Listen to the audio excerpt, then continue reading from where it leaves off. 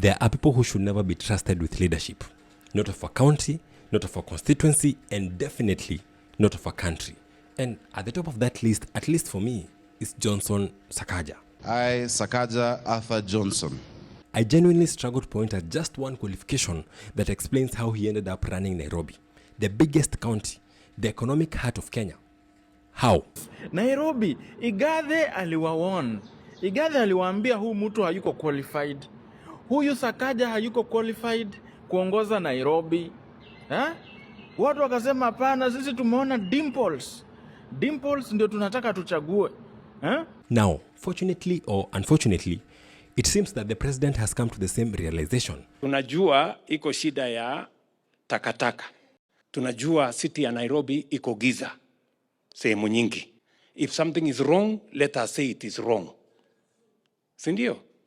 Tusibembelezane. William Ruto, being the cunning man that he is, he has begun the short and painful process of completely destroying Sakaja before 2027. MCAs may revive a new motion to impeach him. Now, believe it or not, Sakaja will not even run for governor in 2027. Let me explain. If you love this kind of content, go ahead and like this video and subscribe. Now let's get to the video. Go and check what Senator Sakaja cited as his degree in 2017. It's a public document. And then look at the degree he's saying it is today. We don't even know who he is. Is your name really Sakaja? Let us be honest. This is someone whose academic credentials were questioned, whose university graduation became a national controversy. Nairobi, careful, careful, careful, all of us, careful. That alone should have disqualified him in any serious democracy.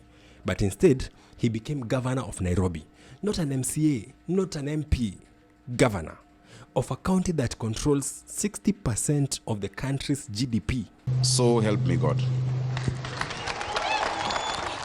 How does that happen? Was it experience? Did he run any major institution before? Did he manage complex systems before? Or was it timing, connections, and political positioning? We are here to announce that the Kenya Kwanza team will be fielding the Honorable Johnson Sakaja as our candidate for governor in Nairobi City County. So this is me while I was editing the video, and I just noticed that politicians in this country fall into several categories. So it's either you are a student leader in the university, or you are an activist, or maybe your dad was a politician, something of that sort. But then there's another caliber of people who just had a lot of money and they thought, let me try politics. Those are people like Sonko. And then we have the category of people like Sakaja and William Ruto. These ones, it wasn't money. These ones, it wasn't a calling. These ones, it wasn't activism, or they were not student leaders. These ones are people who used to do errands for politicians. But then, somehow, they found themselves in politics. Sakaja is said to have been a driver of some politician somewhere. I started my political career as a driver. William Ruto used to just run errands for Moi guys. Unajua, my brother Jirongo saa zingine anakasirika na mimi kwa sababu zamani nilikuwa mti yake ya mkono. And those ones, the last category, the likes of Moi, the likes of Ruto and Sakaja, those are the problems that we have in this country. Let us call this what it is. Nairobi has a history of having proxy governors.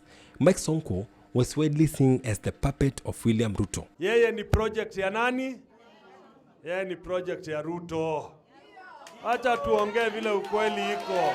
Under the leadership of these two gentlemen, we actually have a winning ticket. Now, Sakaja, another governor whose independence has always been questioned. Was he ever fully in control, or was he simply Ruto's puppet? Because what we are witnessing right now, the so-called collaboration between national government and county, is not something normal, and we should just stop pretending. Shika. Sign hapa. Inasemaje? Wewe hii sign tu. Sign pia hapa. Okay.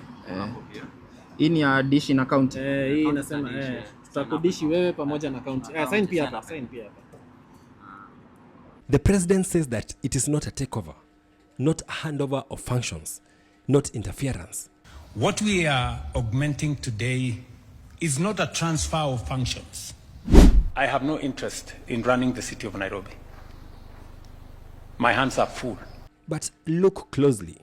When the national government steps in to assist the county, when new structures are created, when signing ceremonies happen, that is not symbolic. That is control. And here is the irony. This is the same president who was saying that people accuse him of micromanaging. Many a times I am accused of micromanaging stuff. Sometimes people accuse me of being micromanaging things. Now look at him. His nose is fully in the Nairobi government's affairs. Why? Because maybe, just maybe, he has realized something. How he cannot manage this city. He has been unable to do it. There's nothing he's doing to this city. Litter everywhere, drainage, siwa. Hakuna kitu nafanya kazi Nairobi. Barabara, nothing. Ni pesa tu kuibiwa na maflats going up. What if this is not about collaboration? What if this is correction? Correction of a political mistake? Because, let's be honest, service delivery in Nairobi has been chaotic. If something is wrong, let us say it is wrong. Sindio? Tusibembelezane. Infrastructure complaints, revenue issues, and garbage everywhere. If the president installed Sakaja and things are not working, what does he do? He steps in, not publicly humiliating him, but quietly sidelining him. And that is just politics. Wakenya na wa Nairobi wanasema uliwaahidi. Ukasema kwamba utapiga kazi Nairobi itawaka. Kabisa. Na hautafanya ile kitu ambayo ilifanyika wakati wa Governor Sonko ya ushirikiano na Nairobi Metropolitan. Jana wanasema wamekuona State House kabisa ukiweka sahihi na ukiomba msaada wa State House na Nairobi na Kenya kwa ujumla. Nafikiri watu wajaelewa. Just days before the official handover, Sakaja was everywhere on radio stations and interviews saying that it is not a handover because there has not been any signing, and there is no signing. It's not like Sonko's time, but lo and behold,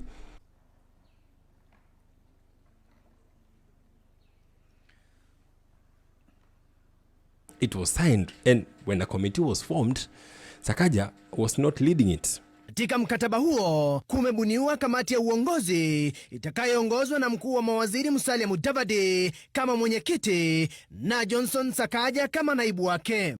You have to ask yourself, how does a governor become second in command in his own county structure?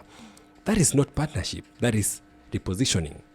Governor Sakaja has reduced himself because right now he's going to work under the county government, under the national government of Kenya, which means that all his roles have been waived. You feel maybe in the current, county, Nairobi County, Sakaja has a chance of becoming the next? No, Kikuyu will take over. Now for a moment, let's talk about 2027. What does this mean for Sakaja's re-election? Because if this structure succeeds, the president will take credit. But if it fails, Sakaja will carry the blame. Either way, Sakaja weakens. And if Sakaja weakens enough, he becomes politically irrelevant. No comebacks, no re-election, no independent power base. Hii ni ya garbage collection, takataka.